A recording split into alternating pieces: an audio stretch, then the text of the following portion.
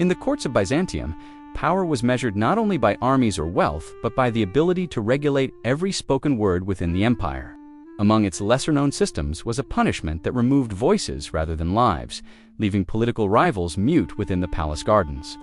This video examines how an emperor transformed speech into an administrative variable and created a group remembered in official records as the Silent Choir.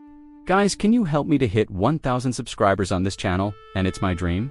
Sorry for interruption, it's humble request. Let's jump into the video. Let's get started. The Byzantine Empire in the early 10th century stood at a transitional moment marked by expanding borders and renewed administrative centralization. Its political environment demanded rulers with strategic clarity and firm control over diverse institutions. Amid this atmosphere, the emperor rose from an aristocratic household known for its military and bureaucratic traditions. His early education focused on statecraft, taxation, jurisprudence, and classical Greek texts that shaped his understanding of governance. Mentors within the palace trained him in administrative precision and strict adherence to imperial hierarchy. This upbringing built a leadership model that favored discipline over flexibility. His accession followed negotiations among court factions rather than open conflict.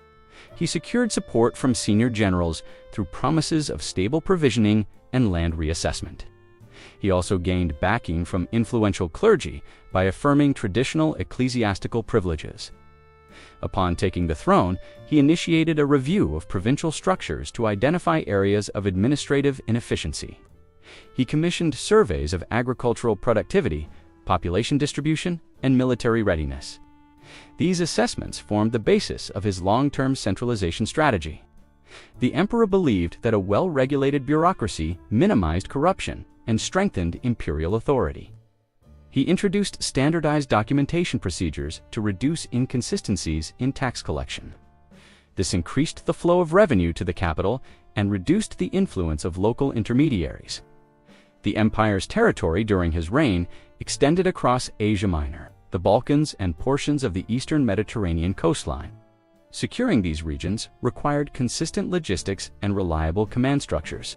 His focus on reinforcing supply routes helped stabilize distant themes. The emperor also strengthened naval patrols to protect maritime trade routes linking Constantinople with regional markets. This increased security encouraged merchants to transport agricultural goods, textiles, and metalwork more frequently. As a result, urban marketplaces experienced greater activity. His economic reforms emphasized agricultural expansion in underutilized provinces. He encouraged land reclamation by granting long-term leases to farmers willing to cultivate marginal terrains. This policy gradually improved food supply and reduced reliance on imported grain.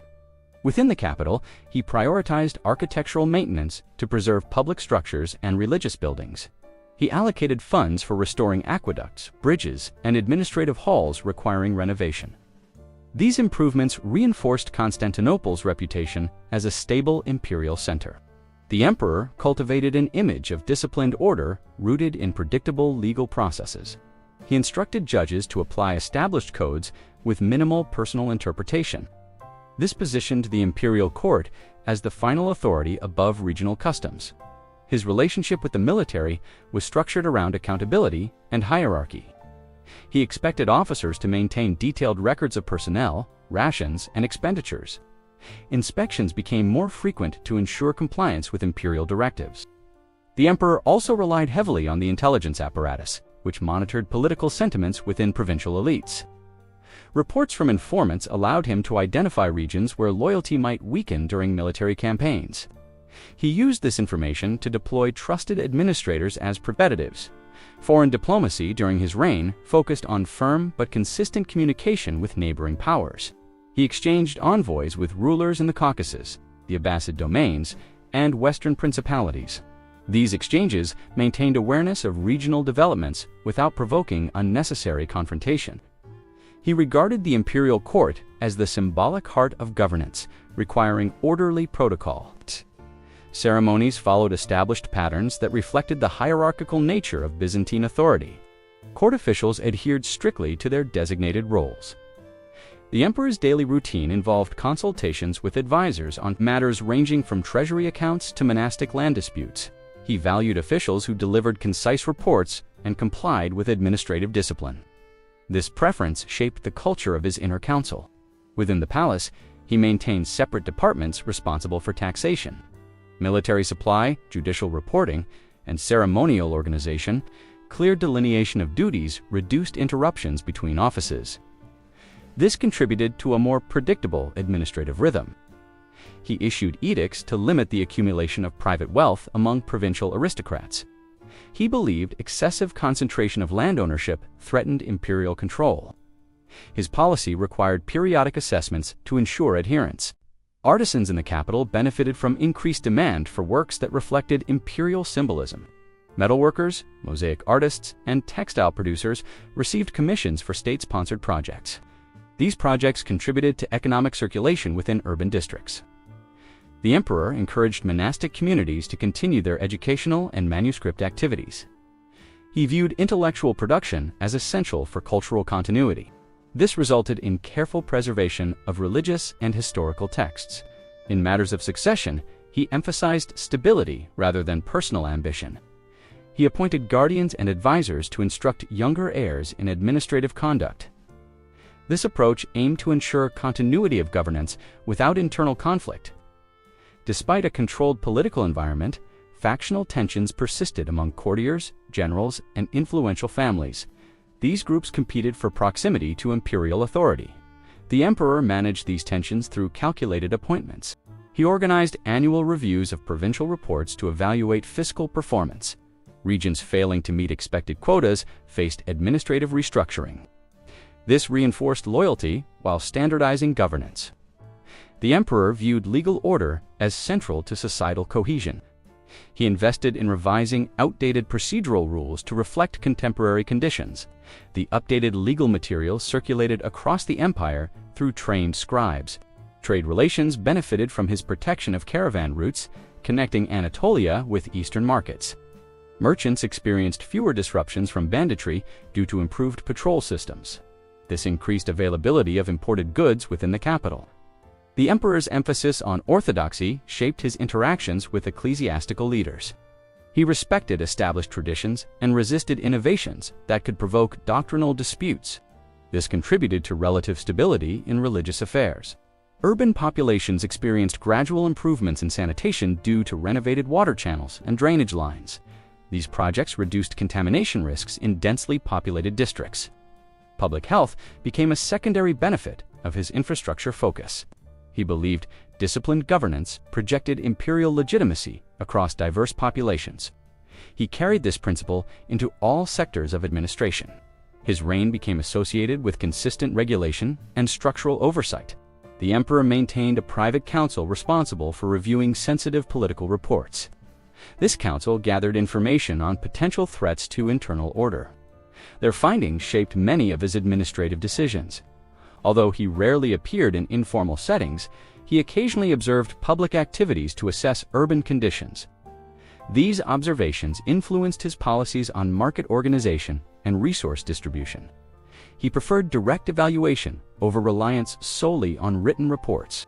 His reign marked a period in which systematic regulation took precedence over charismatic authority.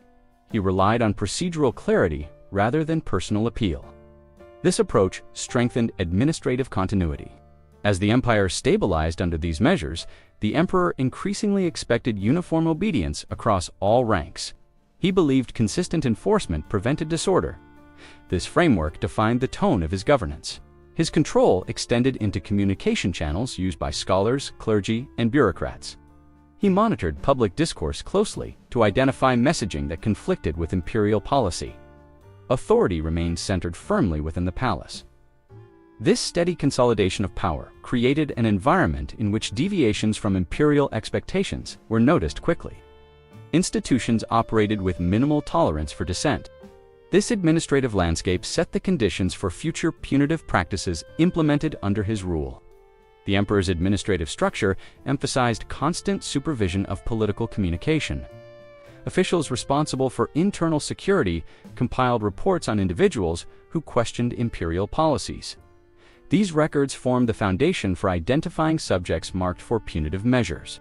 The imperial court regarded vocal expression as a potential source of instability because spoken dissent spread rapidly. This influenced the development of penalties targeting speech rather than mobility. The emperor approved methods that restricted communication without eliminating the individual. The practice of vocal cord removal emerged within this administrative framework. Medical attendants, trained in basic surgical procedures, carried out the operation. Their work focused on creating a permanent inability to produce articulate sound. Individuals selected for this penalty were usually political opponents who influenced local councils or religious gatherings. The intelligence network submitted detailed evaluations of each case. These evaluations ensured the penalty-targeted persons considered influential beyond their immediate households. The emperor viewed this punishment as a corrective measure designed to neutralize political agitation. It did not aim to end the life of the recipient, but to restrict their capacity for future organization. This aligned with his preference for visible control rather than widespread executions. The operation took place in a designated chamber within the palace complex. This chamber contained wooden restraints, water basins, and metal instruments cleaned through heating. The environment emphasized precision and procedural consistency. Medical attendants applied binding straps to prevent movement during the procedure. They followed standardized steps based on earlier surgical techniques from military field practices. Their primary objective was to remove the ability to speak while keeping the subject physically functional. After the incision, attendants applied herbal mixtures to reduce the risk of infection. These mixtures came from monastic medical texts with references to wound management. The recovery process depended on the subject's physical condition prior to the procedure. Once the operation concluded, the individual entered a period of supervised recovery. Attendants monitored breathing patterns and ensured the wound remained closed. Food consisted of softened meals to prevent irritation. The emperor maintained a structured process for integrating these individuals into the palace gardens. They were transferred only after their wounds stabilized and they could walk without assistance. This ensured the public representation of the punishment remained orderly. The palace gardens served multiple administrative and symbolic purposes. They represented imperial authority through controlled spaces and regulated pathways. Integrating punished individuals into this environment reinforced these visual messages. The silent choir, as the group came to be known within official records, lived in specific sections of the gardens. These sections included shaded walkways, stone benches, and enclosed courtyards. Guards maintained clear boundaries between visitors and the punished individuals. The emperor intended the presence of the silent choir to function as a visible reminder of the consequences of political discord. Courtiers passing through the gardens observed their presence during ceremonial movements. This created an implicit message regarding communication discipline. Daily routines for members of the silent choir followed strict schedules. They walked designated paths several times each day under guard supervision. This movement ensured their presence remained part of the palace environment. Food distribution occurred at fixed intervals, controlled by assigned attendants. Meals consisted of simple grains, vegetables, and softened bread. This diet produced consistent nutritional maintenance while minimizing preparation time. Living quarters consisted of small stone rooms located near the garden's outer walls. Each room contained a bed, a water vessel, and basic linens. Space allocation emphasized order rather than comfort. Written communication among the silent choir was restricted to prevent organized political thought. Attendants monitored any signs of coordinated behavior. These restrictions aligned with the original purpose of limiting influential communication. Medical staff continued periodic examinations to ensure long-term survival. They documented changes in breathing, mobility, and wound healing. These records contributed to ongoing refinements in the procedure. The emperor viewed the silent choir as part of the palace's structured hierarchy. Their presence represented an administrative category rather than a personal punishment. This bureaucratic framing reinforced the idea that penalties served institutional stability. Visitors from provincial administrations observed the silent choir during guided tours. Guides explained the penalty within the context of imperial law and communication control. This information influenced how provincial officials enforced similar regulations. The gardens remained accessible only through controlled entry points. Guards recorded the names of individuals entering restricted zones. This ensured that no unauthorized persons contacted the silent choir. The emperor occasionally reviewed reports describing the condition and conduct of the silent choir. These reports evaluated compliance with assigned routines. The reviews ensured that the administrative purpose of the penalty continued without deviation. The procedure's long-term impact reinforced imperial authority. It reduced the likelihood of verbal dissent in government councils. The public nature of the punishment strengthened administrative discipline. Provincial governors adopted similar practices adapted to their local settings. These adaptations focused on controlling speech within strategically important regions. The imperial court monitored these practices through correspondences. The presence of the silent choir influenced the movement of palace officials. They adjusted their routes according to updated garden schedules. This integration demonstrated how punitive measures shaped daily life within the palace. Records describe periodic shifts in the population of the silent choir. New individuals arrived following surgical procedures. Others were relocated to peripheral facilities. Once considered low risk, the operation required a stable supply of surgical instruments. Craftsmen produced and maintained blades based on specifications issued by court medical supervisors. Quality control was enforced to ensure predictable surgical outcomes. Herbal mixtures used during recovery required cultivation in dedicated garden plots. Monastic herbalists provided written guidelines on harvesting schedules. These guidelines ensured consistent potency. Water used for cleaning instruments came from regulated cisterns within the palace. The palace staff inspected these cisterns regularly to prevent contamination. This reflected the broader administrative emphasis on procedural cleanliness. The silent choir contributed indirectly to the visual identity of the emperor's rule. Their presence reinforced the association between governance and communication control. Foreign envoys noted this system in their reports. The emperor framed the punishment as an administrative necessity rather than a personal decision. He emphasized that imperial stability required controlled channels of expression. This rationale appeared in several legal documents issued during his reign. The gardens functioned as an extension of the emperor's administrative vision. They combined natural order with regulated movement. This environment aligned with the symbolic role assigned to the silent choir.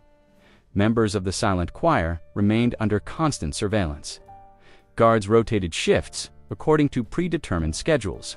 This ensured continuous monitoring without lapses. The emperor did not allow reintegration of punished individuals into ordinary society. He believed their presence outside controlled spaces would undermine administrative objectives. Thus, the silent choir remained permanently within palace boundaries. The practice generated discussions among scholars of governance. Some argued that controlling speech through physical means reduced potential unrest. Others debated the long-term administrative consequences. The imperial archives preserved detailed accounts of the punishment process. These accounts included procedural notes, medical assessments, and garden schedules. They served as reference material for later officials studying past administrative strategies. The silent choir became a fixture within palace culture. Their existence influenced the behavior of officials who wished to avoid similar penalties. This effect strengthened overall conformity within the bureaucracy. Over time, the emperor considered refinements to the system to improve efficiency. Reports recommended adjustments in housing layout and supervision methods. These revisions ensured the operation remained aligned with administrative expectations. The system continued as long as the emperor maintained authority. It became part of the broader structure through which he managed political communication. The long-term presence of the silent choir demonstrated the degree of control exercised during his reign. After many years of implementation, the system surrounding the silent choir began to influence broader administrative discussions within the empire. Officials responsible for legal policy examined how communication restrictions shaped public behavior. Their evaluations focused on the long-term sustainability of such measures as the empire transitioned into a new phase of leadership. The incoming administrators reviewed existing punitive structures. They assessed which systems supported governmental stability and which required modification. The silent choir became one of the subjects of this reassessment. Reports indicated that the permanent confinement of punished individuals required consistent resources. Attendants, guards, and medical personnel remained dedicated to their supervision. This raised questions regarding the efficiency of maintaining the system indefinitely. The new leadership monitored public records to determine the practical effects of the silent choir on political communication. Some advisors noted a reduction in overt dissent within administrative councils. Others observed that the system did not address underlying political disagreements. Provincial governors submitted evaluations describing how local populations perceived the practice. In some regions, the method discouraged public expression related to governance. In others, it led to indirect forms of resistance that bypassed spoken communication altogether. The maintenance of garden facilities also required periodic investment. Structural repairs, plant management, and controlled pathways needed continuous oversight. These requirements contributed to debates about resource allocation. The medical staff responsible for the procedure provided updated assessments on recovery patterns. They recorded variations in long-term health among the punished individuals. Their observations raised administrative concerns regarding the predictability of outcomes. As administrative discussions continued, the new emperor considered whether the silent choir aligned with his preferred governance model. His approach emphasized regional negotiation rather than strict centralization. This shift influenced how he viewed communication control policies. Gradually, oversight of the silent choir transitioned from a central administrative priority to a lower-level bureaucratic function. Reports became less frequent, and inspections reduced in scope. This indicated a decline in institutional emphasis. Provincial officials noted that the symbolic impact of the silent choir lessened over time. Courtiers had grown accustomed to their presence in the gardens. The system no longer carried the same administrative weight it once held. The reassessment process led to a gradual reduction in new cases being assigned to vocal cord removal. Advisors recommended alternative penalties that aligned more closely with the new emperor's administrative style. These alternatives focused on financial restrictions and relocation. As fewer individuals entered the system, the population of the silent choir slowly decreased. Some members were relocated to peripheral facilities where supervision required fewer resources. Others remained in their original quarters as the garden pathways were repurposed. Administrative manuals updated during this period revised the sections related to communication penalties. The system implemented under the previous emperor was recorded as a historical example rather than an active policy model. This indicated a formal shift in governance philosophy. By the end of the transitional period, the presence of the silent choir no longer served as a central instrument of political control. It became a residual element of a previous administration's strategy. Its decline reflected broader changes in how imperial authority managed internal dissent.